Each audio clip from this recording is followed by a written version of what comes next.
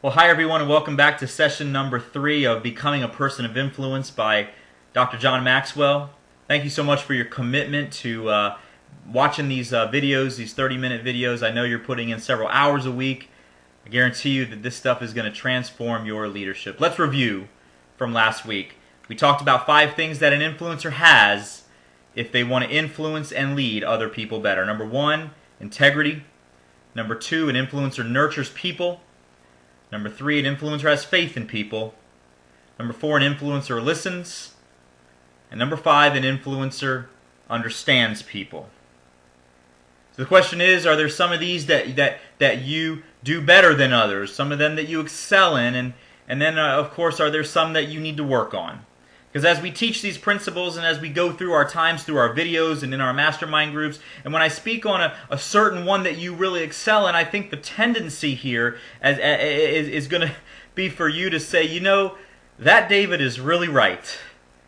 I mean, I approve of what he's saying. He's a wise man. I relate to that point. And then, of course, if there's a particular one that you may lack, there's always going to be that tendency for you to say, he's off on another tangent again. There he goes on another tangent.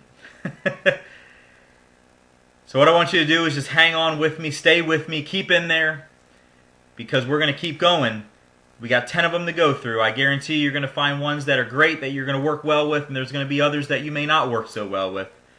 But hang in there. I promise I'm not going off tangents. We're going to share some wonderful stories today, some great things. Take good note of especially the stories, because I think it's going to really be inspiring to you. Let's go into your notes. Number 6, an influencer enlarges people. You know, a lot of times leaders are asked the question, how do you grow an organization?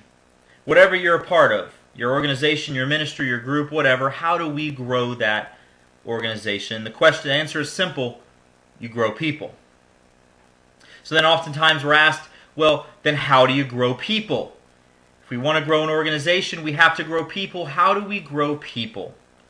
And it's simple. You grow yourself. You see, you can't take people where you haven't been yourself. Isn't that true? You can't take people where you haven't been. So listen here, listen. Quit trying to be a travel agent. Quit trying to be a travel agent. Stop trying to send people where you haven't been yourself before. And start being a tour guide. Stop being a travel agent and start being a tour guide. I love tour guides. I love tour guides because when you get on the bus with a tour guide, they get on the microphone, they're at the front of the bus and they're leading you and they say, okay, folks, we're gonna take you to places where you probably haven't been before. These are places where I've grown up, places that I've been, places that I've experienced. We're gonna help give you that history and that experience, and everything I have, I'm gonna try to pass it on to you. You know, those travel agents out there, they get you your ticket, they give you your schedule, and they give you a bon voyage and send you packing. Leaders don't send people. They take people along with them on the journey. And that's what a tour guide does. Tour guides don't send them packing like travel agents. Tour guides bring them along with them on that journey. So you must focus on growing yourself if you want to grow other people. But here's the key out of this. And I have this in my notes and I'm going to share it with you. You can't give what you do not have. You can't give what you don't have. You can't take people where you haven't been. If you want to be a tour guide in people's life, but you haven't been there, you need to go there first. And the way to go there first is to grow yourself. And that's why you're here with us today, isn't it? Because you want to take time out of your valuable schedule to grow yourself so that you can grow others. In your notes, success is 3 things. Number 1, knowing your purpose in life. Number 2, growing to your maximum potential. And number 3, sowing seeds that benefit others. If you do all 3 things consistently, I promise this, you will be successful. If you do these 3 things: knowing your purpose, growing to your potential, and sowing the seeds that will benefit others. But more importantly than you becoming successful yourself is that you will grow in your significance with other people. John Maxwell told me once when I was sitting and chatting with him, he said, David, success is where you work hard to benefit yourself, but significance is where I work hard to benefit other people. And when he told me that, it really got to me. It stuck with me because I'm driven. I want to be successful in everything I do. I want to grow my business. I want to grow other people. But here's the thing. I want to live a life of significance. I want to have a legacy that I leave behind. And to do that, I have to work hard to benefit other people. This is where your life stands for something. This is where your life makes a difference in something, when it's significant. We're talking here about enlarging people, aren't we? We're talking here about growing people, but you can't grow people if you don't grow yourself. And creating a successful life is great. You want to create a successful business or a successful group, but why do you do it? You do it simply so that you can help enlarge other people. In your notes, Alan Lloyd McGinnis said it best. He said, there is no more noble occupation in the world than to assist another human being to help someone succeed. Many years ago, many years ago, there was a bunch of tour guides and a group of people that took a group of tour guides took a group of people up to Mount Everest, and their goal was to reach the top of Mount Everest, the largest mountain in the world that you can scale. On this journey, many people passed away. I think about 6 of them were killed, including a couple tour guides, but mostly the people who were on the trek with them that were following the tour guides. And there was an interview on 60 Minutes with Mike Wallace. And I remember one of the questions that Mike Wallace asked one of the tour guides that was on the interview, that Mike was interviewing on 60 Minutes. He simply asked him a couple of questions, but one of the questions that pointed out to me was this. If you didn't have all these people with you guys as tour guides, if you guys as tour guides were just going up the mountain yourselves and you didn't have all these people with you, could you have reached the top yourself? And more importantly, do you think there would have been any loss of life? Would people have lost their life? And the answer was simple. The tour guides looked at Mike Wallace on 60 Minutes and said, yes, we could have absolutely gotten to the top, and we most likely wouldn't have been killed. But he said that's not the job of a tour guide. You see, the job of a tour guide is not to get there alone. The job of a tour guide is to bring other people with us, he said. So sometimes in our duty to bring other people with us, we die in that duty. But you see, that's what's exciting about being a tour guide. The exciting thing is that we get to take others with us, and we get to take other people to a level and to a height that we've never been before, that they've never been before. That's the exciting thing this tour guide was sharing with Mike Wallace. So of course he could have gotten there without having any loss of life, and of course they would have reached the top without other people. But that's not their job, and sometimes they die in their job. The next question Mike Wallace simply asked the tour guide was, why do you risk your life then? If you know that there's a possibility of you guys dying by taking other people and others dying as well, why do you risk your life? And I love the answer the tour guide gave Mike Wallace. He said, Mike, it's clearly obvious to me that you've never been to the top. You've never been to the top of a mountain before, have you? When you're a great leader, you will always take others where they have never gone before and where they have never been able to get to alone. And that's the job of enlarging other people. It's taking them to where they could have never gotten to by themselves.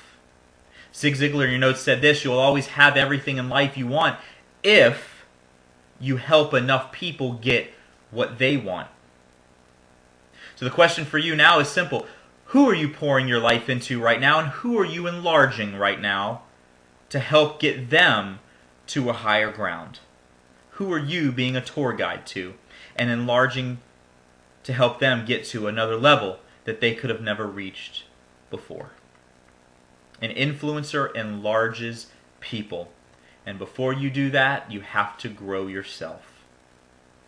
Moving on to your notes, number 7, an influencer navigates for people. Bennis and Nanis, these surveys that they had wrote, spell this out in black and white. They said, we have found that the higher the rank or the more interpersonal and human the undertaking. Our top executives spend roughly 90% of their time concerned with the messiness of people problems. We're talking about navigating for people now. So in your notes, it says there are those 3 types of people. There are those who can see the problem ahead and avoid it. There are those who experience the problem and can fix it. And then there are those who cannot see the problem and cannot fix the problem, and they're simply overwhelmed. I remember many years back, I had the opportunity to go to the Philippines with my wife and my mother-in-law and tour the country and even spend some time with family over there. And one day we decided we were going to go on a whitewater rafting trip down one of the rivers. And it was going to be a beautiful trip through the mountains, through the jungle. We were going to probably experience some wildlife and some animals, and it was just going to be a whole lot of fun with our entire family over there. I remember getting in the boat, and each boat there was a couple of rafts. I think there was about 3 or 4, and each raft had a guide in the raft. And this guide knew the river, which is why he was in the raft with us. And as we're going down the raft and we kind of push off and we're settling in, the river is really calm, and we're looking around and we're taking in the scenery. It's wonderful. And then all of a sudden the tour guide says, okay, we're now going to start hitting the rapids. And these are class 4 rapids. And I don't know about you, but when I go travel to other countries, usually when I'm going on adventures, their safety isn't as good as the United States. So I really, really wanted to listen to what the tour guide had to say here because I didn't want to die. Tour guide said simple. What we want to look for in these rapids are 2 things. If you want to stay high and dry, you don't want the raft to flip over. These are going to be what you need to do. You need to look for these bubbles that look like the water's boiling, and what that signifies is underneath a sinkhole.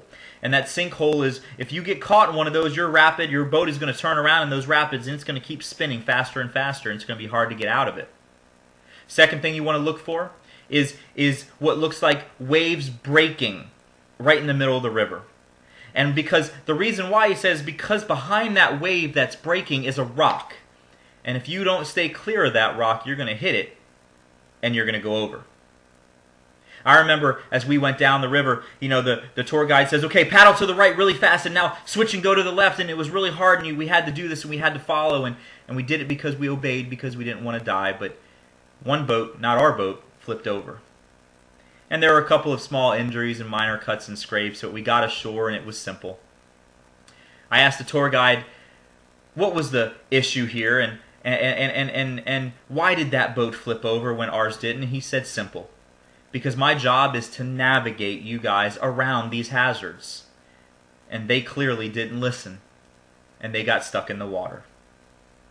You see, in your notes here, a leader is one who sees more than others. A leader is one who sees farther than others, and a leader is one who sees before others see things. And that navigator, he knew more than I knew. He could see things, and he could see things before they even came.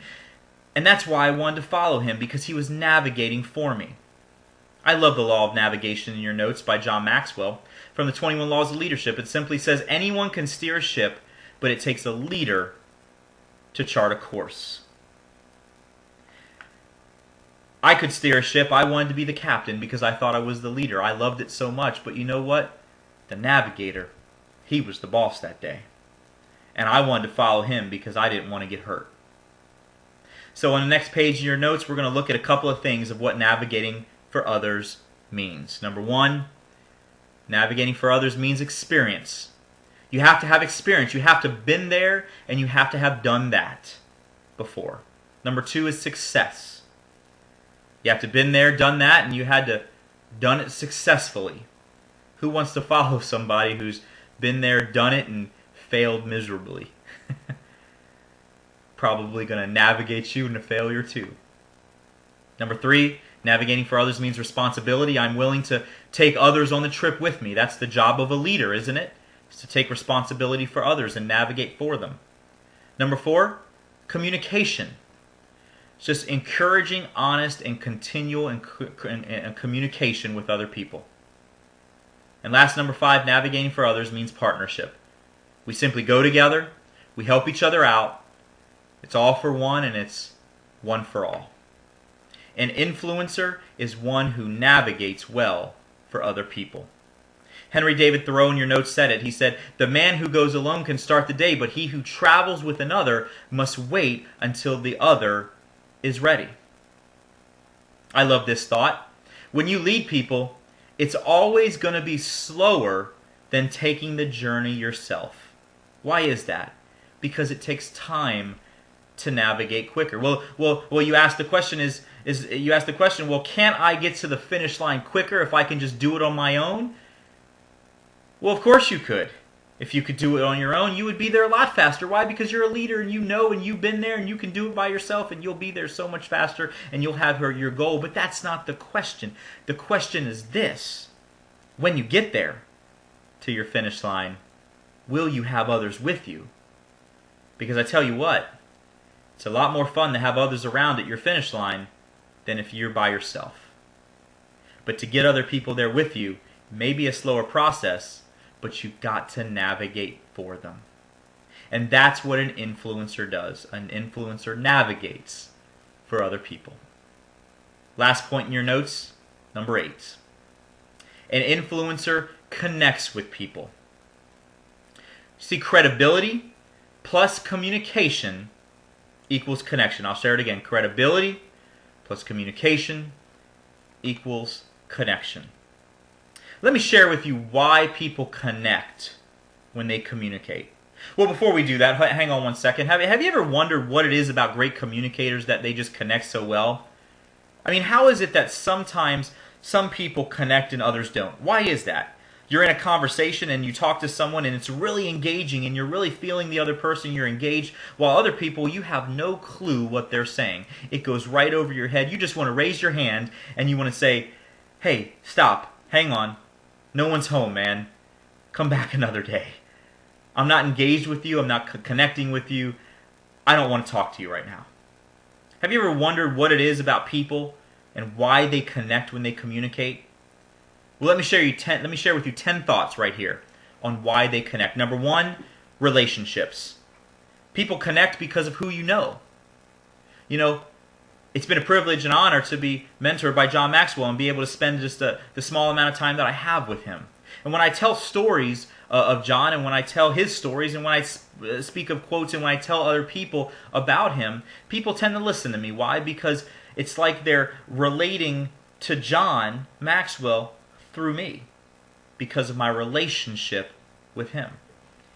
That's what connecting is. And that is what people follow and they listen to, is my relationship. Number 2, sacrifice. People listen because of what you have suffered.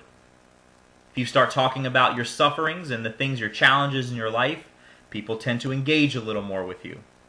Number 3, insight. You want to connect better? Insight. People listen to you because of what you know. The more you know, the more they're going to listen. It's a simple fact, right? The more you grow, the more you know, the more educated you are, the more people are going to listen to you and connect with you. Number 4, experience. People listen because what have you achieved? Maybe you don't know a whole lot, but you've achieved a whole lot in your life. And they see those successes and what you've been able to do, and they just connect with you because of that, because they possibly want to do the same thing. Next, number 5 is abilities. People listen because of what you're able to do. Look at Michael Jordan. Well, arguably the most successful and best basketball player in the world, in the history of the sport. Michael Jordan gets up there and pushes and promotes Nike commercials and Hanes underwear.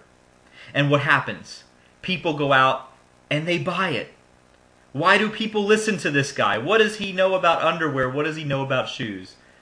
Probably nothing. But they listen to him because of his abilities. And he has the strongest ability to be the best basketball player in the world. And that's why they listen. Number 6, intuition. People listen because of what you sense. It's your intuition. Number 7 is character. People listen because of your integrity. Number 8, humility. People listen because of your heart. When you're having those heart-to-heart conversations, that's what people love to listen to. You can spot someone a mile away, can't you? When their character and their heart, they're not humble. You can kind of spot a fake a mile away when someone's not being authentic and real. Well, when you connect with people because you're authentic and real, it shows that you have great character and it shows that you have great humility. Number 9 in your notes, relevance. People listen because you identify with their needs. You walk in their shoes. You come out of your space and you come into their life. And you are now relevant to them because you understand them better. So now you connect and they listen. And last reason on why people connect when they communicate is because of convictions. Number 10, convictions. People listen because of your passion. Just look at Winston Churchill. Arguably one of the best leaders in the world that this world has ever seen.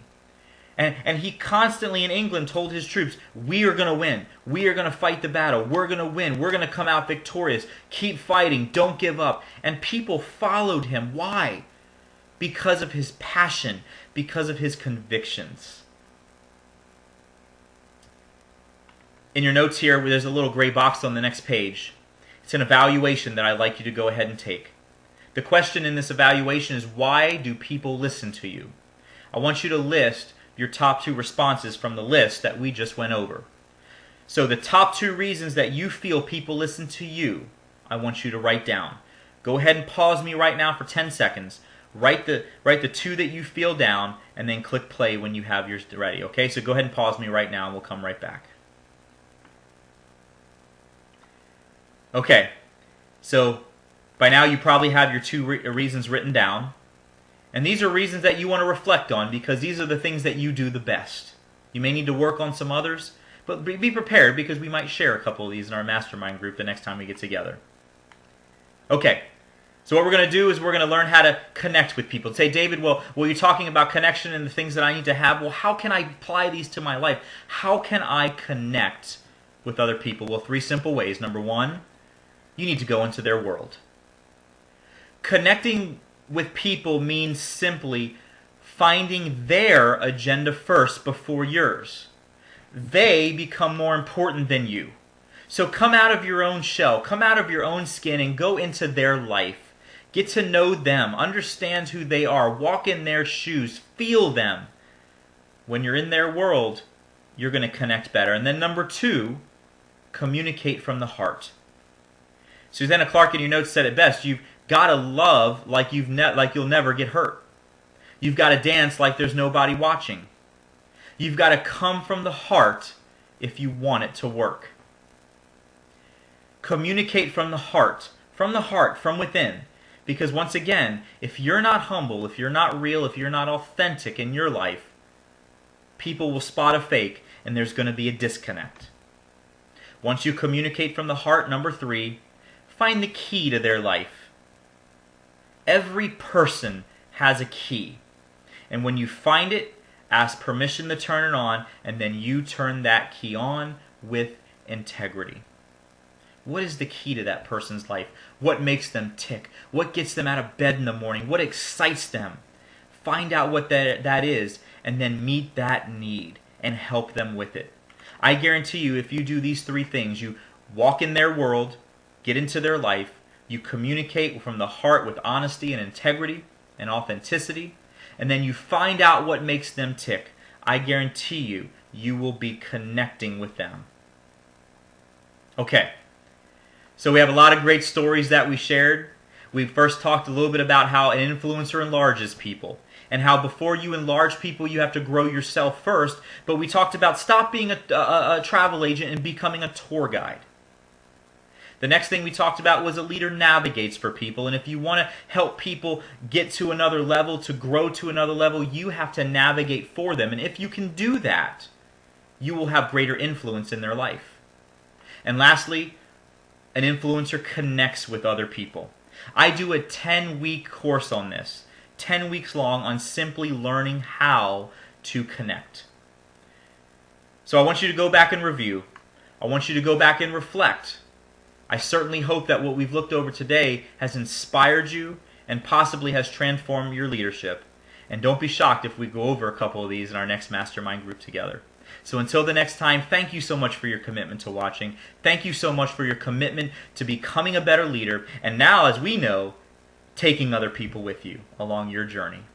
And we'll see you at the next mastermind group together. Bye-bye.